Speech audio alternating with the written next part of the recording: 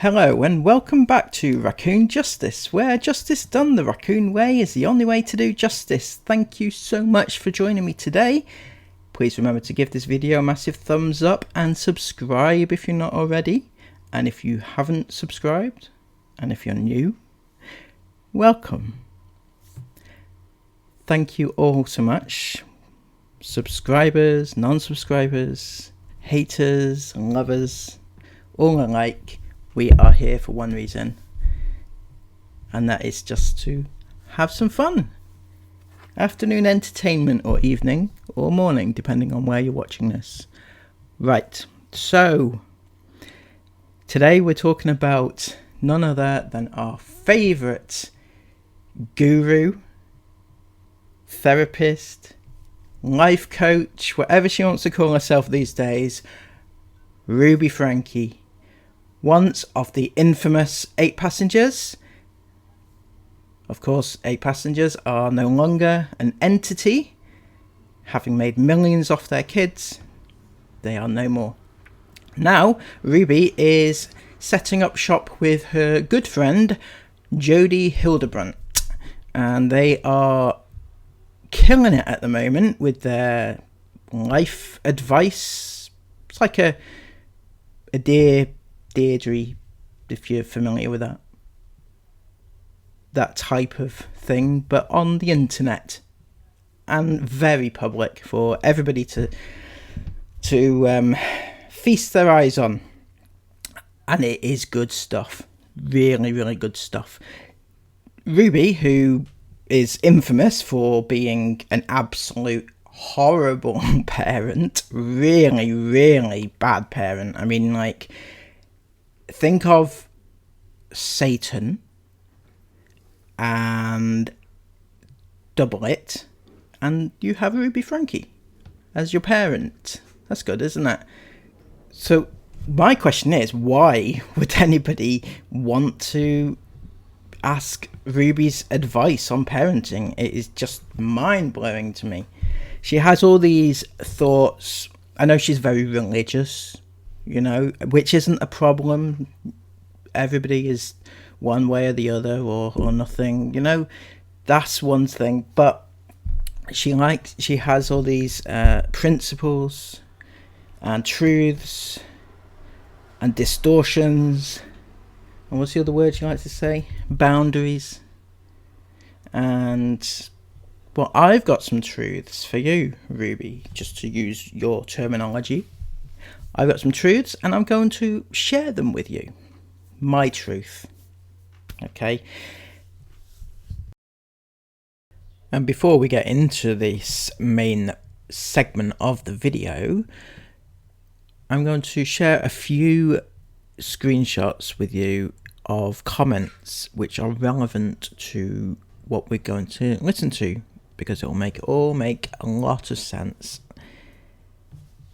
On this channel, some of you may have heard of it, Daru Crew Vlogs. This is Ruby's sister, Julie, and she does family vlogging as well. It's a whole family thing. Bonnie also does vlogging. You know, it really is a huge scale of nonsense going on there.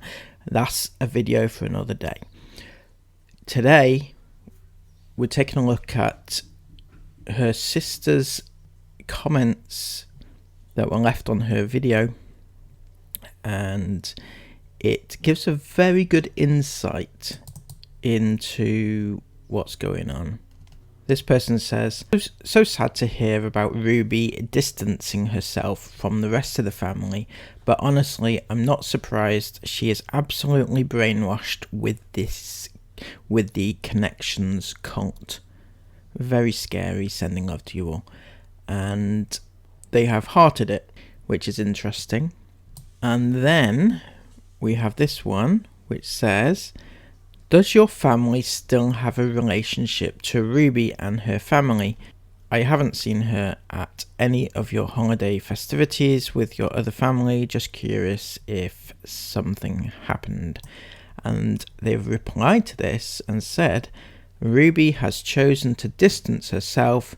Hopefully one day she will come around. So, Ruby not having the best time with her own family right now. So what has she got to say about other people's families who are going through the exact same thing? Think about that as you listen to what she has to say right now. She's putting up lots and lots of fantastic videos on all different platforms. So if you haven't subscribed, you know, she's on Instagram, she's on Facebook, she's on YouTube. If we couldn't get enough Ruby before, we certainly can now. What was it you were giving advice on today? COVID vaccinations. Not quite as bad as it sounds, but it was in that ballpark. Writes in and she says, "Hello everyone, I'm having some family troubles. Unfortunately, my family and I have started to divide.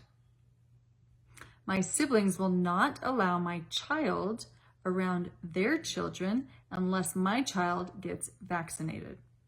I am so torn as I want my child to spend time with their cousins, and attend family gatherings, but I am worried to change my choice just to keep our family together. What conversations should I have with my family? Should I try? I am so torn, looking for guidance and the truth."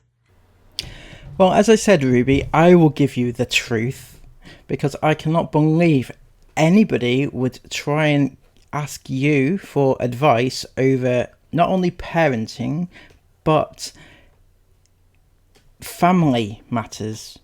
This person has had a division within the family, and she's asking you what to do. Now, what is it that's recently happened with you? That's right, isn't it? You've had a family division of your own and you can't solve it. Your entire family have disowned you.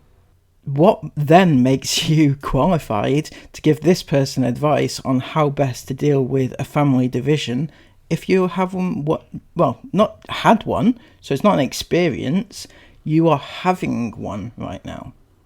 It's not like you've solved it and you've learned through it and you've come out the other side. You are currently in a debate, shall we say, with the rest of your family. So anything you say really from now on is kind of hypocritical and doesn't really mean anything. If I have expectations and they are not met, which happens in everybody's life, if I am in truth, I will take the responsibility for my expectation not being met. If I am in distortion, I blame you for my expectation not being met. Okay, Ruby, so I'm here, I'm trying to learn something, okay? I admit I came on here, I was just going to rip you to shreds, but I'm listening and I'm trying to learn. So by your definition of distortion and truth, I expected this video of yours to tell me how to solve a family matter, and because I expected it from you to tell me, that means that I am in distortion, correct? Because it hasn't happened yet, you haven't shown me how to do anything and you're just wittering on. So, but that's my expectation of you, so that makes me in distortion. I got it. Continue, please. Oh, I just thought of another one. Okay, I'll use this. I just thought of it. So my kids called me from work and they said, you see the excitement that you had just then when you remembered another example which could be used to bring your kids down. Isn't it lovely living with Ruby as your mother? "Hey Mom, can you come pick us up?" And I said, "Yeah, sure. I'll leave as soon as I'm ready." Well, they expected that to mean I'd be leaving in the next 5 minutes. Well, I didn't say that. I said, I'll leave when I'm available. I'll leave when I'm ready. And for me, I had 30 more minutes of wrapping up what I was doing before I could go. Okay. So after 30 minutes, I left, and as I'm driving to pick them up, I get a phone call. Mom, where are you? I said, I'm almost there. I'm like 2 minutes away. I'm just around the corner. Well, where have you been? And I said, I was wrapping up what I was doing. I said, I'd come when I'm ready. Well, we've been waiting for over 30 minutes. And I said, yeah, I know. Well, I expected you to be here earlier. Okay, so was it okay? Was it in truth that they expected me to be earlier? Yeah, they can expect that. And whose responsibility is it to clarify that I come on time? According to them, that would be their responsibility. Well, I didn't come according to their timetable. Okay, so now they're disappointed. Who's responsible for that disappointment? That would be you, Ruby. See, I know where you're going with this theory, but the thing is, whilst yes, they expected you to turn up on time, yes, they expected you to leave straight away, but you didn't do anything to diminish those expectations. It was the polite thing to do would have been to say, yes, I can come and pick you up, but I have a few things to do. I'll be there in half an hour. So I'm not quite sure why you think it's their fault. Most people would have expected, but also most mothers in that situation would have given them a time frame.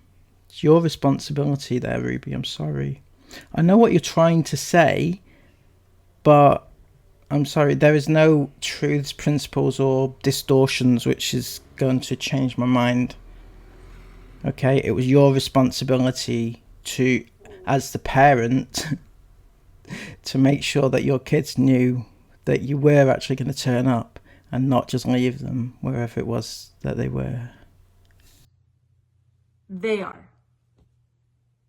So when they get in the car, they don't get to just, you were late and now I'm late. They don't get to blame. They don't get to point the finger.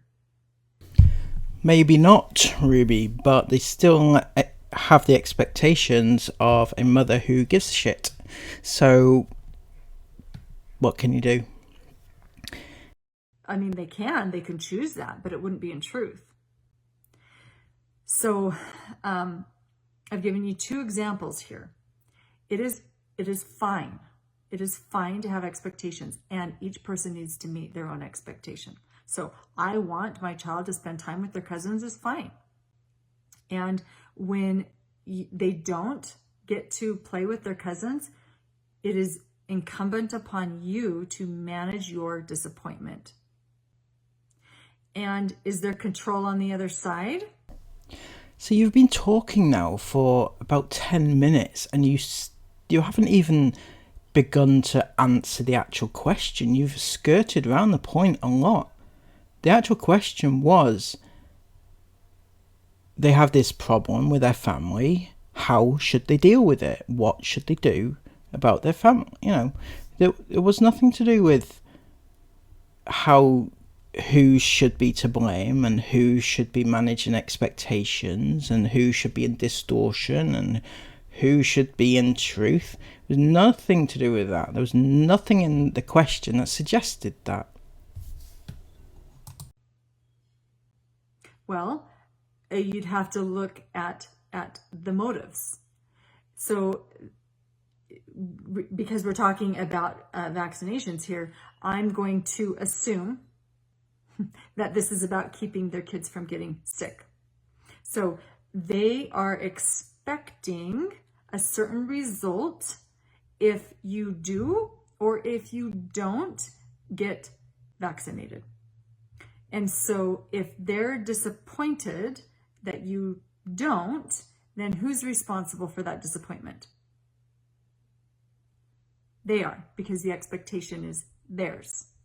Okay, Ruby, this sounds very much like you are projecting onto these poor people your own experiences.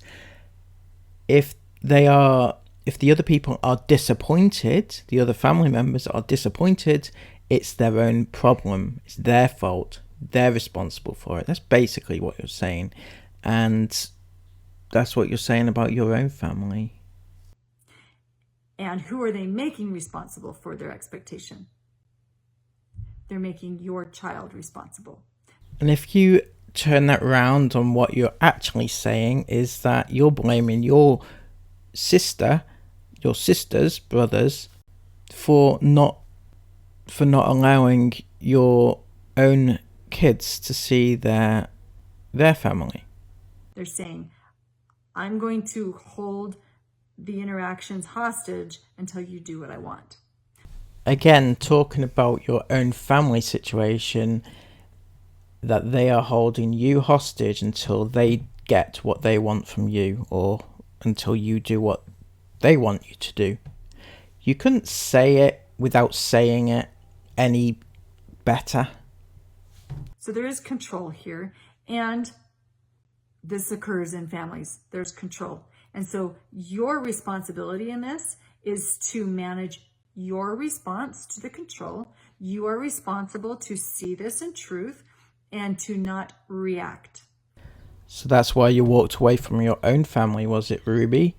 Because you decided not to react, you had to see it in truth, and you told your sister that you had seen it in truth and that they needed to see it in truth, otherwise they'd be distorted, and if they weren't distorted they would be in boundaries, and it's a whole other situation going on. But the bottom line is that you're waiting and giving them the cold shoulder. So if you can get yourself in, so you ask, what conversation should I have with my family? Before you go into a conversation, it is really important that you see where the truth is, where the responsibility is, where the honesty is, where the expectations are, and then you see where the distortion is, where the deceit, where the control, where the fear is. Very interesting that you should use the words deceit and control. I don't know if those are hidden meanings that you just like to throw about, but deceit and control are very aggressive terms when talking about people that don't want to be in your life, or people that you don't want to be in the lives of. So to relate that to your own family, calling them deceitful and controlling, really? So if you don't know where that is, I would not go into a conversation, because you're going to get easily distracted or trying to get into justification. Anytime you're in truth, you're not going to feel the need to justify yourself. You set your boundary and then you let it be. Now, that being said, there is no such thing as boundaries in distortion. It's control. Control is the counterfeit to boundaries. And so often people want to say, well, that's my boundary. It's like, well, you cannot be boundaried if you're controlling. You're just trying to look like your boundary to get me to not see your control. But I see your control because I see your distortion. So this is why it's so important for you to see truth, not just in you, but you need to know the motives of the people around you. So know that first. Should I try? Well, you can always make an invitation. It's always appropriate to invite. Is this some sort of olive branch that you're handing out now to your own family? Are you trying to reel them in and get them to come back to you? Because that's what it feels like. You can always give them an invitation. Because here's what happens a lot of time. People will see truth and they'll want to bring it up with a family member. And then the family member shows up in distortion and I'm going to defend myself. And then the person on the other side who made the invitation, they get scared. they get scared, and they go in, they allow the person's distortion in front of them to bring them into distortion. And so my distortion and your distortion start rubbing up against each other, and now we've got a fire going. Ruby, that sounds like an tempting invitation to have our distortions rubbing up against, but no, we don't want to go there. I will leave you with this now, Ruby. You have said some things, and I don't know if you are totally referring to your family, but it seems on the one hand very strange that somebody would want to ask you for parenting advice, and secondly to ask for family advice about the exact same situation you're facing with your own family, and for you to have the gall to actually give that advice when you know you're not in the right place to actually do so. But I like to think that you are, even if you are not on a conscious level talking about it, subconsciously you are referring to your own family, and you must be. That is what I believe. You are perfectly able to believe something else, and everybody else can believe whatever they like to, but that's my opinion and I'm sticking to it. So Ruby, until next time, please have a lovely day. Everybody else, have an even better day.